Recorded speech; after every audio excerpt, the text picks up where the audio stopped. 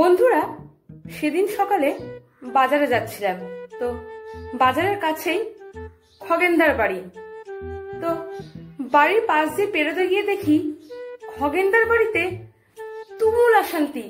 বৌদি খুব জোরে জোরে চিৎকার করছে খগেনদার ওপর, কিন্তু খগেনদা চুপ করে আছে। আমি আর সাহস করে খগেনদার কাছে জানতে চাইনি যে কি হয়েছে। তো বিকালবেলায় পাড়ার দোকানে খগেনদার সাথে দেখা, তখন আমি খগেনদাকে ডেকে জিজ্ঞাসা করলাম, হ্যাঁ গো খগেনদা, কি হয়েছিল সকালবেলায়? সকালবেলা আমি বাজারে যাচ্ছিলাম তোমার বাড়ির পাশ দিয়ে, হঠাৎ করে দেখি বৌদি তোমার ওপর খুব জোরে জোরে চিৎকার করছিল, তুমি চুপ করেছিলে, কিন্তু তুমি তো রাস্তাঘাটে সিংহের মতো ঘুরে বেড়াও, তো সেখানে বাড়িতে এত চুপচাপ ছিল, কি হয়েছিলটা কি?